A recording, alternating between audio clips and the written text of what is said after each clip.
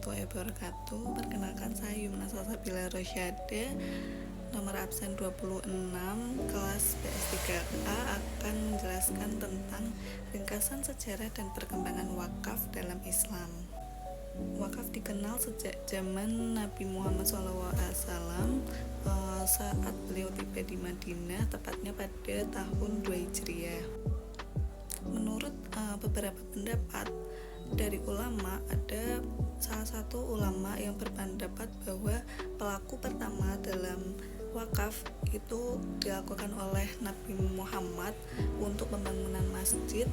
Dan namun ada juga ulama lain yang berpendapat bahwa Khalifah Umar bin Khattab adalah orang yang pertama kali menerapkan syariat wakaf. Hal ini berdasarkan dari hadis tentang tanahnya Umar bin Khattab yang berada di Khaibar, hasilnya itu disedekahkan untuk kepentingan umum dan sosial. Nah, praktik wakaf ini kemudian diikuti oleh para sahabat seperti Abu Talha, Abu Bakar, Utsman, dan Ali bin Khattab yang mewakafkan tanah, kebun maupun rumah untuk kepentingan sosial. Lalu pada masa dinasti Islam, perkembangan wakaf itu juga semakin berkembang, dibagi menjadi 4 masa, yaitu pada masa dinasti Umayyah Abbasiyah, dinasti Ayyubiyah, dan dinasti Mamluk, dan dinasti Utsmaniyah. Pada dinasti Umayyah, wakaf itu berkembang pesat sebagai modal utama dalam membangun lembaga pendidikan seperti perpustakaan, sekolah, maupun beasiswa. Pada dinasti Abbasiyah, Taubah bin Qor al-Hadrami mendirikan lembaga wakaf pertama di bawah pengawasan hukum, di mana lembaga ini dinamai Sadr al-Wukuf.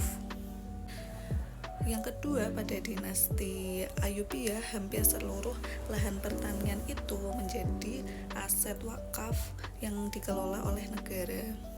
Nah, Raja Nuruddin Asyid ini menjadi orang pertama yang menyalurkan aset negara ke lembaga sosial dengan dukungan fatwa ulama. Nah, yang ketiga, pada dinasti Mamluk, wakaf sendiri itu sudah mengalami diversifikasi, yang dimana wakaf itu dapat berupa tanah, bangunan, bahkan budak untuk kepentingan sosial.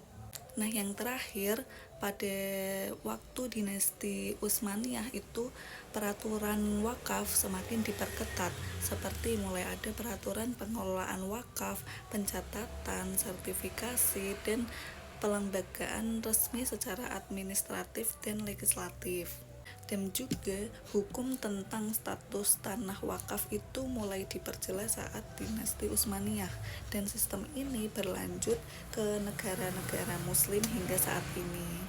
Nah, selanjutnya untuk perkembangan wakaf di Indonesia, lembaga wakaf sendiri itu diakui sebagai bagian dari hukum adat di Indonesia.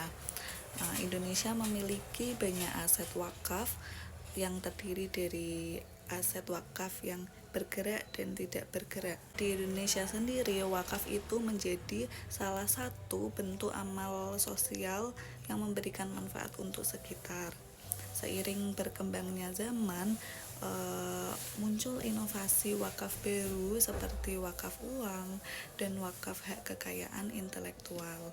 Nah, ini bisa ditemui tidak hanya langsung datang ke lembaga wakaf terkait, tetapi juga melalui aplikasi-aplikasi vintage. Pemerintah juga menguatkan regulasi wakaf dengan Undang-Undang Nomor 41 Tahun 2004 tentang wakaf dan Peraturan Pemerintah Nomor 42 Tahun 2006. Nah, di Indonesia untuk lembaga atau badan wakaf itu sudah berdiri sendiri yang bernama Badan Wakaf Indonesia, yang sudah mulai dibentuk dan dikembangkan untuk memajukan wakaf di Indonesia. Nah, kesimpulannya, wakaf dalam Islam itu telah berkembang dari awal mulanya itu berbentuk amal sosial tanpa sistem hukum, menjadi sistem sosial ekonomi yang terorganisir dan berdampak signifikan untuk kemajuan suatu negara. Adanya inovasi dan regulasi yang berkelanjutan menjadikan wakaf ini tetap relevan dan bermanfaat bagi masyarakat sekitar. Baik, sekian video tentang sejarah dan perkembangan wakaf dalam Islam. Saya Yumna Salsabila Rosyade pamit undur diri. Kurang lebihnya mohon maaf. Wassalamualaikum warahmatullahi wabarakatuh.